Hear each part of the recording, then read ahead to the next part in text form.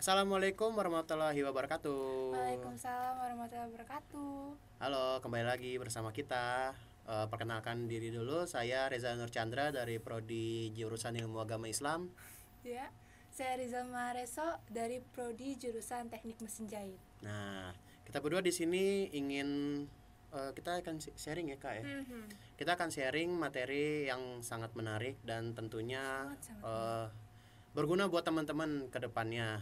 Jadi tonton videonya sampai habis. Kalau yang lagi rebahan siapin bantal sama posisi yang paling enak. Yang lagi duduk pastiin jangan sampai pegel. Kita masuk ke materi. Oke, kali ini kita akan ngebahas tentang manajemen organisasi seni Pertunjukan. Kita lihat di situ ada 4 suku kata yang membentuk kalimat manajemen organisasi seni pertunjukan. Ada manajemen organisasi seni dan Pertunjukan. Nah, kita akan ngebahas dua pertama dulu, yaitu manajemen organisasi. Apa itu manajemen organisasi? Apa tuh, Bang? Nah, kita lihat di sini ya, manajemen adalah seni dalam menyelesaikan pekerjaan melalui kerjasama dengan orang lain. Kemampuan komunikasi antar peran dalam sebuah visi. Jadi di sini kita dapat lihat manajemen itu sebagai sebuah sistem di mana ada komponen-komponen dalamnya yang saling berinteraksi dan bekerja sama. Kalau organisasi apa tuh, Kak? Kalau organisasi itu wadah berkumpul bekerja sama dengan sistematis dan sistematik guna mencapai suatu tujuan. Nah, jadi apa itu manajemen organisasi? Apa ayo? Nah, jadi manajemen organisasi itu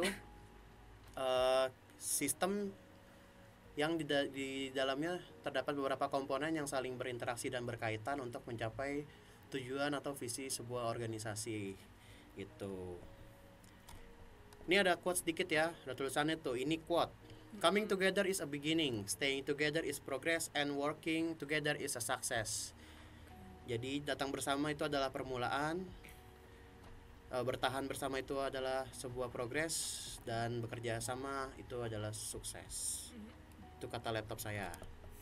Nah, struktur organisasi. Kenapa kita bahas struktur organisasi? Karena struktur organisasi ini ada di dalam manajemen organisasi gitu. Jadi apa sih struktur organisasi, Kak? Struktur organisasi adalah susunan dan hubungan antara tiap bagian serta posisi yang ada pada suatu organisasi atau perusahaan dalam menjalankan kegiatan operasional untuk mencapai tujuan yang diharapkan dan diinginkan. Nah, di situ ada highlight kalimat ya, susunan dan hubungan. Berarti di sini di dalamnya ada interaksi gitu untuk mencapai tujuan. Nah, tujuannya apa? Nah, bentuk nyata tujuannya itu teman-teman bisa lihat ada di visi misi UKM UNJ dan visi misi kepengurusan. Gitu. Nah, ini adalah struktur organisasi UKM UNJ. Di sini teman-teman bisa lihat ya, yang paling tinggi itu adalah wakil rektor kemahasiswaan. Jadi UKM UNJ itu langsung di bawah wakil rektor kemahasiswaan. Lalu di bawahnya ada ketua umum, terus dosen pembimbing sama dewan kehormatan. Ya, atau dewan penasihat sekarang. Lalu di bawahnya ada sekretaris umum, bendahara umum, ketua bidang dan ketua subunit. Terus di bawah-bawahnya lagi ada biro-biro sama pengurus harian. Nah, dan di bawahnya lagi ada anggota UKM UNJ. Jadi di mana posisi teman-teman? Posisi teman-teman ada di anggota UKM UNJ. Kalau teman-teman nggak jadi pengurus. Nah, kalau teman-teman jadi pengurus, itu teman-teman ada di pengurus harian dan biro. Gitu. Nah, tadi kan kita udah ngebahas siapanya ini dalam organisasi. Nah, sekarang kita membahas apa sih yang dilakukan untuk menjaga jalannya roda organisasi itu. Ada apa aja sih, Kak? Ada perencanaan, eksekusi dan evaluasi, no gibah. Iya, nah di sini kita lihat slide-nya ya, ada plan, eksekusi dan evaluasi. Gitu. Plan itu berkaitan dengan perencanaan ya, sesuai asal katanya. Plan artinya rencana. Itu di dalamnya kita akan ngebahas konsep, unsur, aspek, dan manfaat. Lalu eksekusi, kita akan bahas komunikasi, sumber daya, disposisi, dan komitmen. Lalu evaluasi itu ya tentu berasal dari kata evaluasi, berarti penilaian. Itu ada objektivitas, evaluator, dan pelaporan. Nah, di sini gibah dicoret karena gibah nggak ada isinya. Nah, kita masuk ke perencanaan nih. Perencanaan adalah patokan untuk membuat strategi agar tercapainya sebuah tujuan. Yang jelas untuk untuk adanya sebuah rencana harus ada tujuan. Gitu. Karena kalau kita bikin rencana nggak ada tujuan namanya wacana. Gitu. Perencanaan adalah persiapan pelaksanaan suatu kegiatan untuk mencapai tujuan tertentu. Ya, mencapai tujuan tertentu. Lalu gimana sih caranya kita membuat sebuah perencanaan? Yang jelas kita harus ngelihat tujuan dari rencana itu reliable atau relevan nggak dengan perkembangan zaman sekarang. Lalu bisa juga kita membuat sebuah perencanaan itu yang sesuai dengan kebutuhan. Itu misalkan kita udah butuh alat-alat band baru nih, kita bikin rencana gimana caranya kita bisa beli alat band baru, entah dia ngebazar gitu, Amin. ngamen gitu. Lalu selanjutnya ada pelaksanaan atau eksekusi gitu. Apa sih pelaksanaan itu? Pelaksanaan merupakan suatu kegiatan yang dilakukan secara struktural sesuai badan perencanaan kegiatan guna untuk mencapai tujuan yang diharapkan. Nah, kalau tadi tuh perencanaan lebih ngebahas kira-kira kita mau ngapain nih, kira-kira tujuan kita apa nih. Nah, kalau di pelaksanaan itu adalah bentuk eksekusi nyatanya kita menuju ke tujuan itu gitu. Yang dilakukan secara struktural. Mengapa secara struktural? Karena semua itu udah kita susun, kita harus ngapain, langkah-langkahnya itu, step-stepnya itu ada di kita susun di perencanaan gitu. Nah, ini ada unsur proses pelaksanaan gitu. Yang pertama itu ada program. Programnya apa nih yang kita lakukan, terus tujuannya apa gitu. Tentunya program itu harus punya tujuan. Misal kita adakan Arte Mardika 2051. Nah, itu tujuannya apa? Tujuannya sebagai aplikasi kesenian atau sebagai wadah eksistensi UKM UNJ misal, atau enggak program pembinaan olah tubuh nih, tujuannya apa nih? Nah, agar setiap anggota tari itu badannya lentur, kurang lebih kayak begitu tujuannya. Terus sasaran program. Nah, sasaran program ini lebih ke siapa nih yang jadi sasaran. Terus sasaran ini harus merasakan manfaat dari program tersebut. Lalu ada pelaksana program. Apa tuh, Kak? Pelaksana program itu orang yang bertanggung jawab atas program tersebut. Nah, yang dimaksud siapa orang yang bertanggung jawab itu bukan hanya pengurus harian atau pembuat rencana, tapi seluruh orang yang ada di dalamnya itu memiliki tanggung jawab yang sama untuk menjaga pelaksanaan itu agar tujuan tercapai. Lalu ada evaluasi. Nah, evaluasi itu apa? Evaluasi, Kak?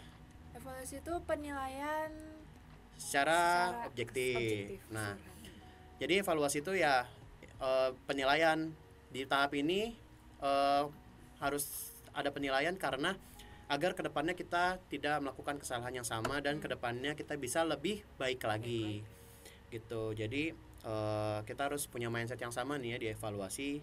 Kita harus open minded karena evaluasi ini sebenarnya tujuannya baik untuk mencapai mencapai apa ya? agar tidak mengulangi kesalahan-kesalahan yang sama juga. Nah, gitu dong, ada kerja. Lalu evaluator. Apa sih evaluator? Evaluator itu adalah orang yang memberikan evaluasi. Nah, siapa sih ya, Kak, yang berhak menjadi evaluator? Orang yang lebih pengalaman. Orang yang berpengalaman, benar. Dan sebenarnya siapapun orang yang terlibat di dalam sebuah perencanaan dan pelaksanaan itu memiliki hak yang sama sebagai evaluator. Asal ada syaratnya. Ketika kita menjadi seorang evaluator yang memberikan penilaian itu harus objektif gitu. Karena kita nggak bisa memberikan penilaian yang subjektif. Nah, terus ini ada jenis laporan dalam evaluasi. Ada laporan umum dan laporan khusus. Nah, ini yang ada di UKM ya. Laporan umum itu gampangnya adalah laporan yang dibuat oleh BPH gitu. Laporan pembinaan, laporan keuangan, laporan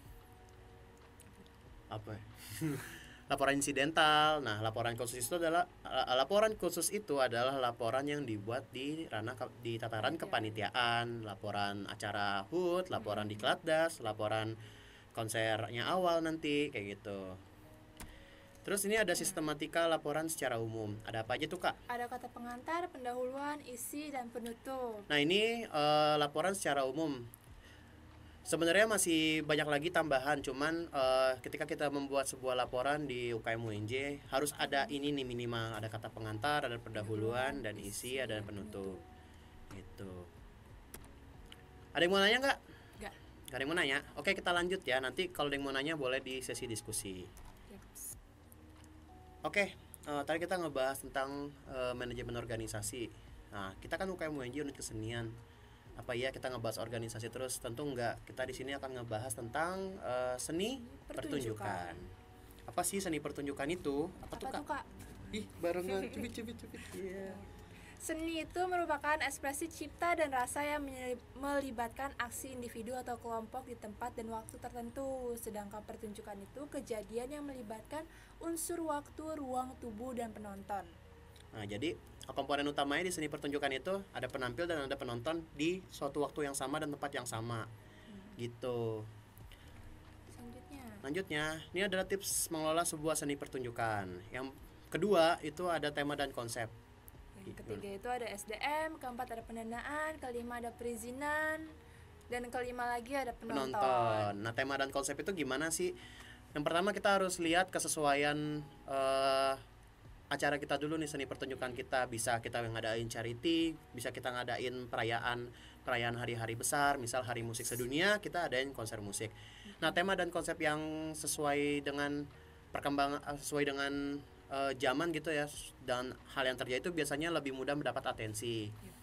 Lalu ada SDM. SDM tuh lebih kayak pembagian tugas dan job desk-nya gitu. Lalu ada pendanaan, ya karena semua acara pasti butuh operasional dan dana gitu. Kita bisa dapat pendanaan itu entah kita danus, entah kita dari sponsorship atau dari jangan jual ginjal. Tapi terus ada perizinan. Nah, perizinan ini harus dilakukan ke polisi setempat di mana kita ngadain acara, karena agar acara kita ini tidak dibubarin atau kita juga ngadain acara ini itu legal, udah punya izin gitu. Lalu ada penonton. Penonton ini lebih kayak berkaitan dengan tema dan konsep gitu.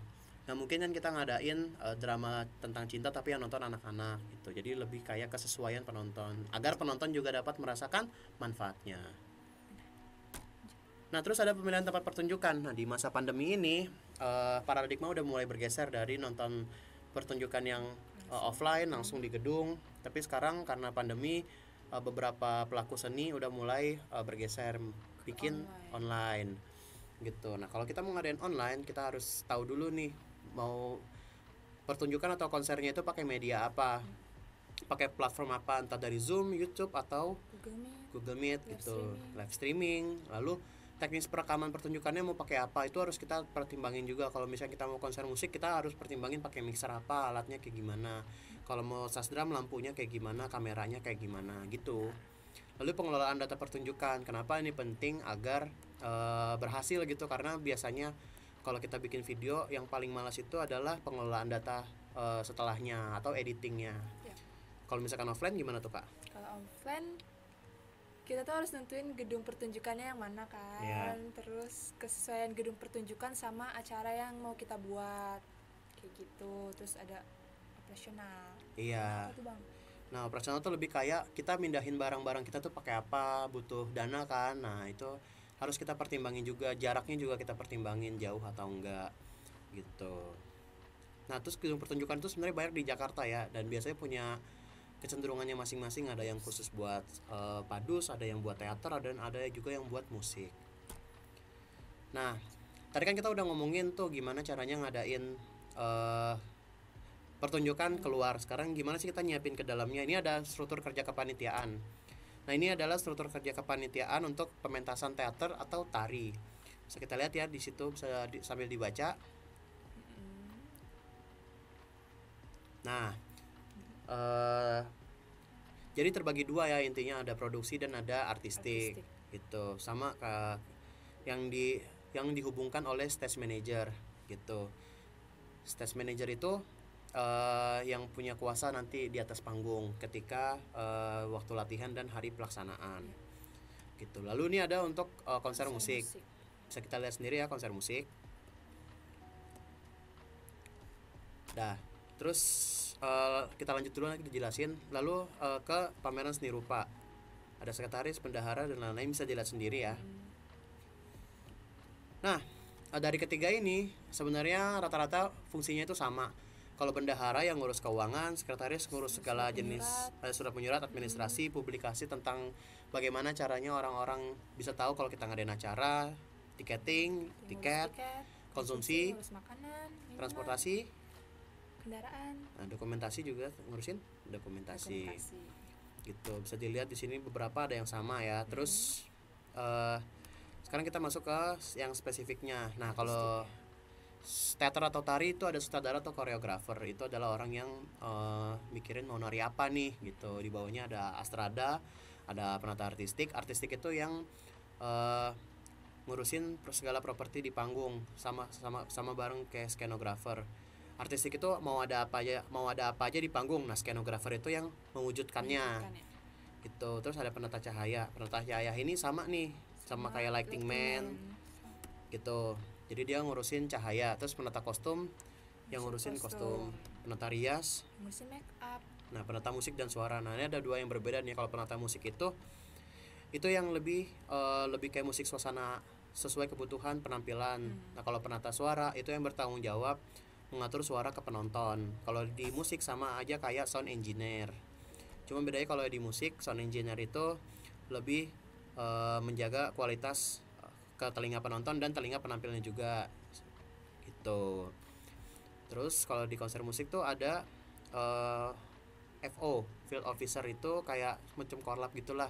Kalau talent officer itu yang ngurusin, yang nyari-nyari talentnya itu. Kalau show director dia yang bertanggung jawab kemasan konsernya mau kayak gimana nih. Client service itu yang jadi LO untuk sponsor atau tamu-tamu besar.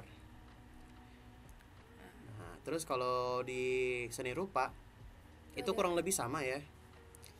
Cuman bedanya ada kurator sama pemameris. Nah, kurator itu adalah orang yang melakukan kurasi atau penilaian semacam QC-nya gitulah dari kualitas karyanya. Kalau pemameris itu orang yang punya karya tersebut. Iya. Nah, Memamerin.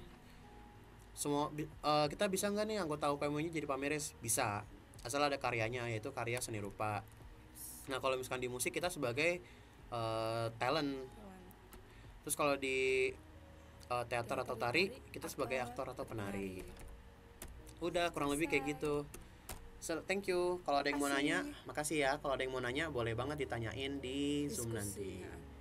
Saya Eca, bukan Sumantri. Saya Esa. Bye bye.